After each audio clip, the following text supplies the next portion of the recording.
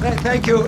Dear friends, merci d'être venu tous les gens de Montréal et des provinces de Québec. I think there must be 1,000 people here today, but they tell me there are only 600 or 700 of you. How many do you think there are? 1,000. Okay, 1,000 it is. You've all been standing for quite a long time now. I wish I could say, please sit down.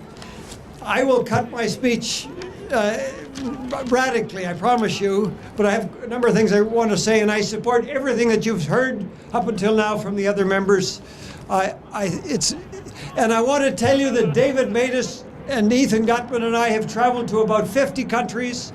We've met Falun Gong practitioners from all walks of life, and we have nothing but admiration and respect for what you've done in more than 100 countries now. I believe, I'm told it's more than 100 countries you're in, so congratulations on what you're doing around the world. Now, I had a short bit here about what the Transplantation Society has been saying, and I will not say that to you today. I'll say it when I'm going to be in California next week. I'll say it there in the city where one of the people who's been saying it lives, because I don't want to be too down on this talk. Let me say something about one of the people around the world who admires enormously what you're doing, Dr. Jacob Lavie, a transplant surgeon from Israel. He's a former member of the Ethics Committee of the Transplantation Society, and he's a member of DAFO, the Doctors Against Forced Organ Harvesting. He said, he was talking about Wang Jiafu, and he said this: Wang Jiafu is also on record in 2001, quote, "Opposing Falun Gong is a grave political struggle. We must not be soft-hearted when dealing with a little group of hardcore reactionaries." Can you imagine any sane person saying that? And as Dr. Lavie went on, given that Wang Jiafu is now supplying falsified data in international medical fora, while transplant with unexplained sources in China continue, answers to these questions are a matter of urgency. So Dr. Lavie is one of our friends around the world.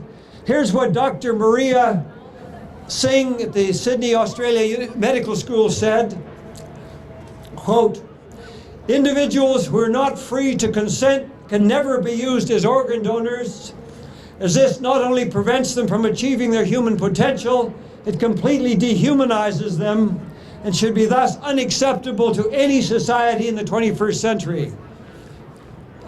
She goes on, "It may appear a daunting task to stop the vast enterprise of organ harvesting.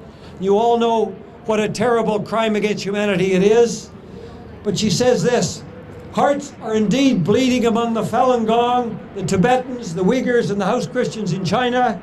As physicians, we are bound by our oath, and this includes acting to protect those who are being harmed by others.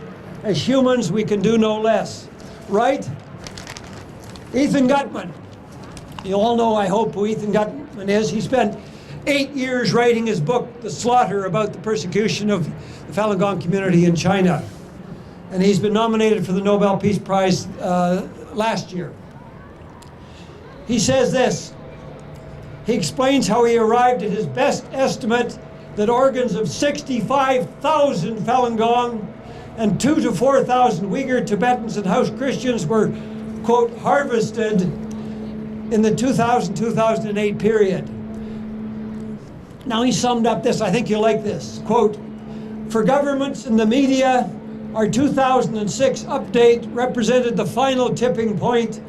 Our report was covered by global press ranging from the New York Times to the UK Daily Mail, while the US Congress and European Parliament passed nearly identical resolutions in the summer of 2016, condemning the Chinese state for harvesting of prisoners of conscience. In short," I love this, "the Chinese medical establishment effectively lost the argument." Now, next, bloody harvest has been referred to by Joel. I think you've probably all heard a lot about that. You don't need to hear any more about that. Let me just give you one of the 32 kinds of evidence that we found showing that this crime against humanity is going on across China. Quote, we had calls to hospitals, detention centers, and other facilities across China, people claiming to be relatives of patients needing transplants. We obtained on tape and then transcribed and translated admissions that a number of them were trafficking in Falun Gong organs. And I have 32 kinds of evidence, but I'll just give you that one. Now the update. David Matus, Ethan Gutman, and I, as you know, put out an update in June of 2016 in Washington, Ottawa, and Brussels.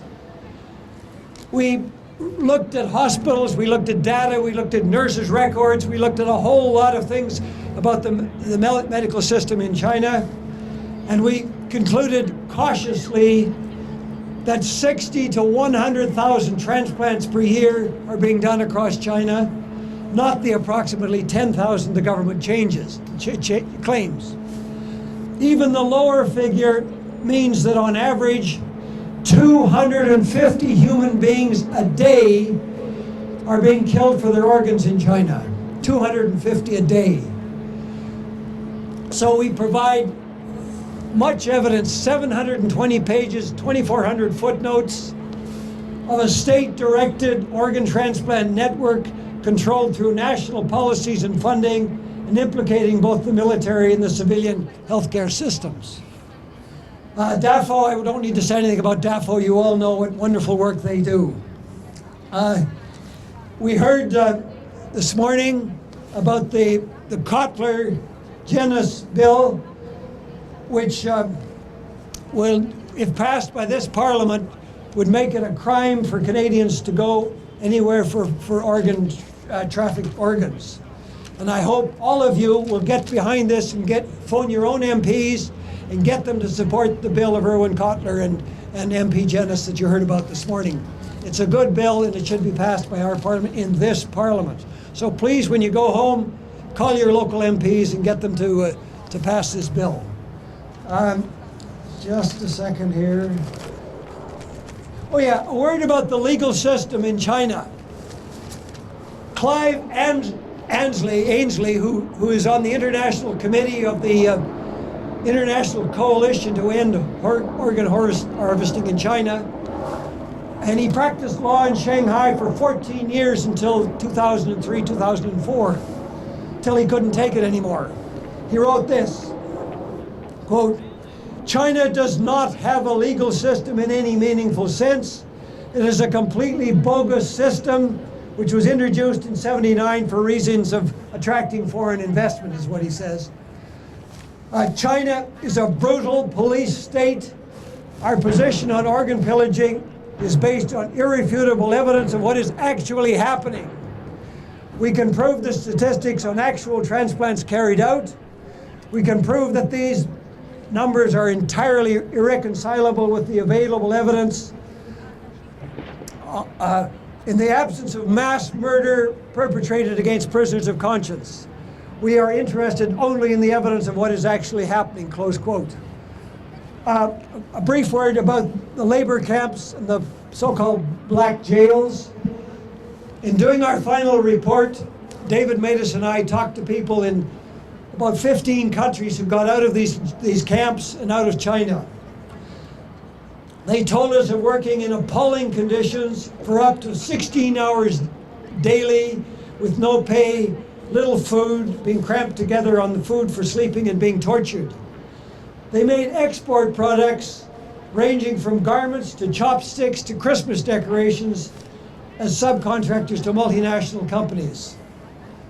The labor camps, which President Xi claims he has closed, and I hope he hasn't, although we don't have any proof about it, allow the party state to send anyone up to them for up to 4 years with neither hearing nor appeal. I think you probably all know a lot about the camps. I'll stop there. Now, one word about entrenched inequality in China. In the book Crouching Tiger, written by Peter Navarro, we've got lots of people waiting to speak. Grace is telling me she wants me to get off so that we get to the other MPs. I'll be about 2 minutes. Anyway, Peter Navarro, ladies and gentlemen, is now the head of President Trump's Trade Council.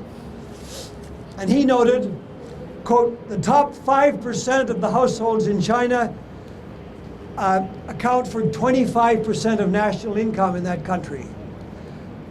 The bottom 5% account for just 0.1%. A full billion Chinese citizens remain in poverty, while more than 500 million of those, quite literally dirt poor souls, live a Malthusian existence on subsistence farms. He goes on to explain that party officials use brute force to seize land for industrial projects. He quotes the UK's Guardian, quote, 1 million cases of illegal land grabs as reported by the Chinese government itself, quote, sometimes it is little more than armed robbery as police and gangsters use force to drive people off their property. More often it is fraud when local officials bribed by developers cheat farmers of fair compensation, close quote. Corruption, I'll leave that out because Grace is going to have a fit. Conclusion. Canada's Globe and Mail newspaper referred recently to a new opinion survey in Canada saying, quote, almost 90% of Canadians do not want the Trudeau government to grant China's state-owned enterprises unfettered access to this country's economy. A solid majority want Ottawa to link human rights to talks on any free trade deal with China, right? James Mann, author of, this is the end, Grace, author of China Fantasy and a former Beijing bureau chief for the Los Angeles Times, quotes, democratic governments around the world need to collaborate more often in condemning Chinese repression, and where has it happened more than the Falun Dafa community? Not just in private meetings, but in public as well. Why should there be one-way street in which Chinese leaders send their own children to America's best schools? By the way, there are 350,000 Chinese students studying in the United States right now. I don't know how many are studying in Canada, but I think it's an awful lot. While locking up lawyers at home, the Chinese regime is not going to open up because of trade. To conclude, ponder the genocidal reality again, that even if 60,000 transplants per year are being done in China, it means 250 persons a day are being killed for their organs. Permit me to invite all of you to join our international coalition against organ pillaging in China, which you can do easily. Just go to organpillaging.org. And then finally, I'm absolutely delighted to tell you that two people helping the international coalition, the Hughes family, Susie Hughes and her husband, who are freezing right now in our climate. Will you please hold up your hand, Susie and Brian? Have come all the way from Sydney to join us here. Thank you, and please carry on what you're doing.